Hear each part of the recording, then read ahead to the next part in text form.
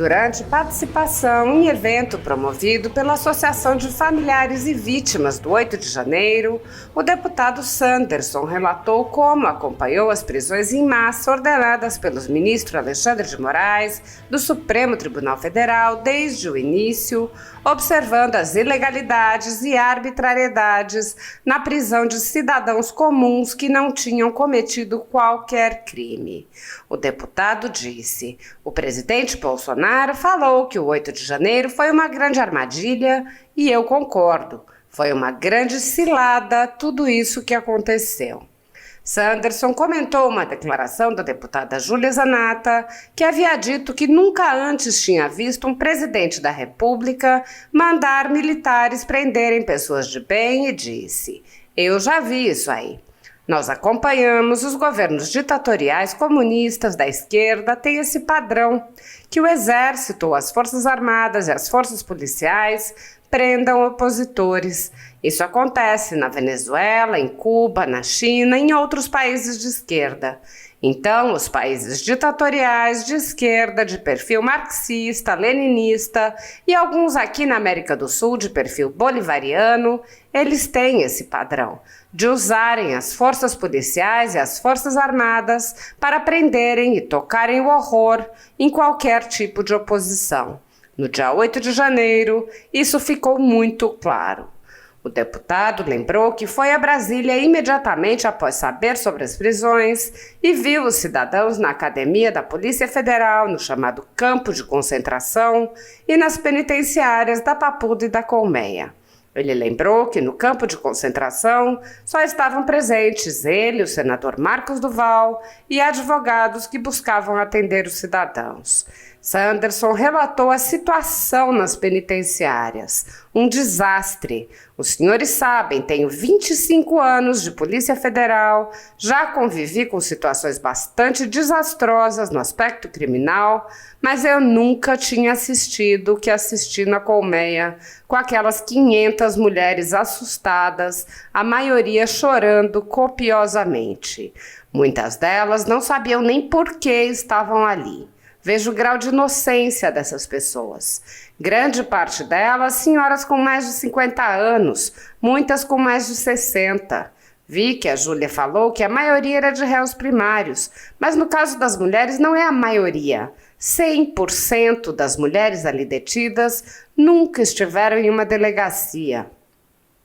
O deputado lembrou que houve pessoas que foram presas, mesmo sequer estando em Brasília no momento das invasões, além de pessoas que sequer tinham condições físicas de participar das depredações. Ele disse: como que uma senhora de 65 anos, que nem consegue levantar, vai ter força e disposição para dar um golpe de Estado? É uma narrativa absurda isso que nós presenciamos. Sanderson disse: em vez de fazer o governo progredir, eles criaram essa narrativa. O Estado tinha que identificar quem são os verdadeiros autores intelectuais e aqueles que destruíram e vandalizaram os palácios. Não são essas senhorinhas que ficaram 6 meses presas e estavam assustadas quando eu cheguei, por exemplo, chorando. Muitas não sabiam nem que aquilo era um presídio. Alguém vai ter que pagar por esses abusos todos. Ou é o governo federal ou o judiciário, mas alguém vai ter que pagar. O deputado rebateu as narrativas da extrema esquerda, lembrando os laços de Lula e do PT com ditaduras, e afirmou: isso tudo que está acontecendo, a própria anulação dos processos desse rapaz que está no Palácio do Planalto, mas foi condenado, isso aconteceu porque o parlamento brasileiro permitiu. Todo o poder emana do povo, representado por parlamentares federais, senadores e deputados. Então, tudo isso aconteceu com a anuência e a permissão do parlamento brasileiro, que tem sido omisso, letárgico e covarde. Tudo isso que vem acontecendo é porque o parlamento brasileiro não cumpre o seu papel, infelizmente. Segundo a Constituição Federal, o controle dos atos de ministro do Supremo Tribunal Federal é realizado pelo Senado, que pode promover o impeachment dos ministros em caso de crime de responsabilidade. No entanto, os presidentes da Casa vêm barrando a tramitação dos pedidos sem consulta ao colegiado. Sem controle externo, alguns ministros do Supremo agem ao arrepio da Constituição. Em inquéritos secretos, o ministro Alexandre de Moraes, por exemplo, promove uma aberta perseguição a adversários políticos. Em um desses inquéritos, a Folha Política teve sua sede invadida e todos os seus equipamentos apreendidos. O inquérito foi arquivado por falta de indícios de crimes, mas os dados sigilosos foram compartilhados com outros inquéritos abertos de ofício e com a CPI da pandemia, que compartilhava dados sigilosos com a velha imprensa. Sem justificativa jurídica, o ministro Luiz Felipe Salomão, ex-corregedor do Tribunal Superior Eleitoral, confiscou toda a renda da Folha Política e de outros sites e canais conservadores para impedir suas atividades. A decisão teve o aplauso e respaldo dos ministros Luiz Roberto Barroso, Alexandre de Moraes e Edson Fachin. Há mais de 30 meses, jornais, sites e canais conservadores têm todos os seus rendimentos retidos sem qualquer base legal.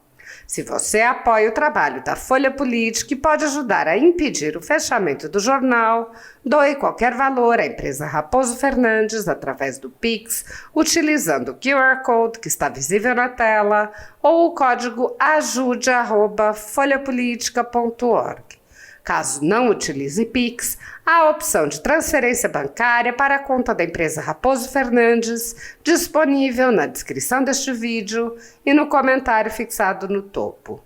Há mais de 10 anos, a Folha Política vem mostrando os fatos da política brasileira e dando voz a pessoas que o cartel midiático quer calar.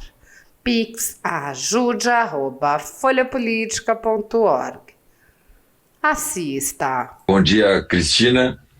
Bom dia, minha amiga Júlia Zanata, meu amigo André Fernandes, todos aqueles que nos assistem nessa live, que dá para dizer uma live histórica, porque, né, num dia em que o sistema, o governo que ocupa o Palácio Planalto, como disse o vice-presidente, que o Lula queria voltar à cena do crime, então eles voltaram à cena do crime para fazer todo esse papelão que estão fazendo. O presidente Bolsonaro falou, acho que foi ontem, no caso, no domingo, hoje já é segunda-feira, no domingo falou que foi uma grande armadilha. Eu concordo. Foi uma grande cilada, tudo isso que aconteceu. A Júlia falou, agora há pouco, que nunca tinha visto um presidente da República mandar militares prenderem pessoas de bem, cidadãos comuns que não cometeram crime algum. Eu já vi isso aí, Júlia, e nós acompanhamos. Os governos ditatoriais comunistas da esquerda têm esse padrão. Os presidentes determinam que o exército ou as forças armadas, enfim, as forças policiais, prendam opositores. Isso acontece na Venezuela, isso acontece há muitos anos, há mais de 50 anos em Cuba, acontece na China. Então os países ditatoriais de esquerda, de perfil marxista, leninista e alguns aqui na América do Sul de perfil bolivariano, eles têm esse padrão de usarem as forças policiais e as forças armadas para prenderem e tocarem horror em qualquer tipo de opositor. No 8 de janeiro, então, isso ficou muito claro. Claro, Júlia, André Fernandes, Nicolas, outros deputados não podiam ainda em janeiro entrar no circuito porque não eram parlamentares, mas eu, Marcel Van Hatten, outros parlamentares que já estavam na legislatura anterior, tínhamos a obrigação de fazer o enfrentamento e fizemos. No dia 8 era um domingo, eu na segunda-feira estava no Rio Grande do Sul, peguei um avião, fui para Brasília, na terça-feira já estava lá para fiscalizar e denunciar, sobretudo, e denunciar aquilo que realmente eu constatei. Eu acho que foi o primeiro não policial penal que teve acesso às presas lá na Papuda e na Colmeia. Porque no dia 9 de manhã, dia 10 e dia 11, eu estive também lá na academia da Polícia Federal, onde foi feita aquela triagem, que alguns apelidaram a triagem de campo de concentração. Eu estive ali, o senador Marcos Duval também esteve, mas os advogados também estiveram, vários advogados estiveram ali assistindo seus clientes. Então, lá na academia da PF, 2 parlamentares, que eu sei, eu e o Marcos Duval, e inúmeros deputados, e inúmeros advogados. Agora, lá na Papuda, né, que é o presídio que abrigou 500 mulheres, na Colmeia, e na Papuda, que abrigou em torno de 1.000 homens presos, eu acho que foi o primeiro a chegar e cumprindo o meu Ministério Constitucional, né, como representante do povo. Não tinha alternativa a não ser ir para dentro das celas, verificando se estavam comendo, se tinham condições mínimas de dignidade para permanecerem ali, e aí vi um desastre, né? Os senhores sabem, eu tenho 25 anos de Polícia Federal, já convivi com situações bastante desastrosas no aspecto criminal, mas eu nunca tinha assistido o que assisti lá na Colmeia, sobretudo com aquelas 500 mulheres assustadas, quase que a maioria chorando, quando eu ingressei lá chorando, copiosamente. Muitas delas não sabiam nem por que estavam ali. Vejam o grau de inocência das pessoas. A grande parte delas, Cristina, senhoras, mais de 50 anos, muitas com mais de 60 anos. Eu vi que a Júlia assinalou que a maioria eram de pessoas primárias, mas no caso das mulheres, não é a maioria, 100%. 100% daquelas mulheres que estavam ali detidas nunca pisaram numa delegacia de polícia. Conheço a Tatiane Marques, desculpa. Isso. E conheço ela anteriormente, inclusive, uma pessoa de reputação ilibada, de grande conceito, inclusive no Rio Grande do Sul, em Santa Maria, sobretudo, e ela é um exemplo de absurdo e de abuso cometido pelo Estado. Se ela chegou, né, no final do domingo, ou seja, ela não estava no momento dos acontecimentos, ela, no dia seguinte, foi presa em flagrante sem estar em Brasília. Isso é algo básico numa prisão em flagrante. Então, são absurdos, inúmeros, Cristina, que eu, naquele primeiro momento ali, dia 10, 11 de janeiro, presenciei e anotei, inclusive, tenho anotações lá. Me recordo de uma senhora eu acho que devia ter em torno de 65 anos, que eu estava em pé na cela, né, e ela sentada, né, e ela conversando comigo, sentada, e aí ela disse: deputado, desculpa, não posso levantar porque eu tenho um problema no joelho e não consigo levantar. Então imagina, como é que uma pessoa de 65 anos que nem consegue levantar vai ter força e disposição para dar um golpe de Estado? É uma narrativa absurda isso que nós presenciamos, né? Foi uma cilada, né? Eles, vendo que teriam muita dificuldade de fazer o governo progredir, eles criaram essa narrativa, né? Claro, mais uma vez, isso que a Cristina falou é importantíssimo. Nós tínhamos que, eu estou dizendo o Estado, que identificar quem são os verdadeiros autores intelectuais e aqueles que destruíram e vandalizaram nos palácios. Não são essas senhorinhas que ficaram lá por 6 meses presas, que estavam assustadas quando eu cheguei, por exemplo, chorando. Muitas não sabiam nem que aquele era um presídio.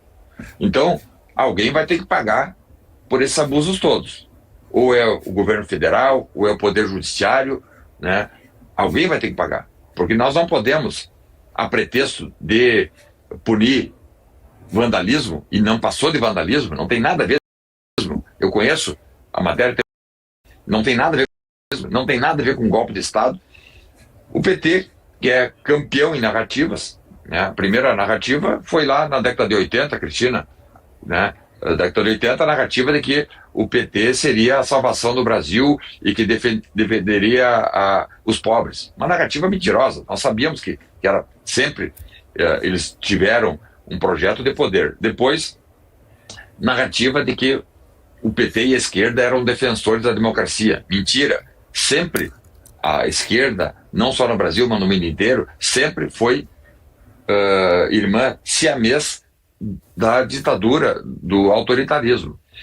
E agora, mais recentemente, outra narrativa que foi jogada, né, e contou com a participação da imprensa clássica, quero dizer, não é jornalista como você, Cristina, que preza pela idoneidade, pela seriedade, que leva adiante isso aí. Mas muitos jornalistas levaram adiante aquela narrativa de que o Lula era inocente, né? E a soltura, aquela chicana formada e construída pelo STF para colocá-lo na rua, né, se tornasse algo normal, né?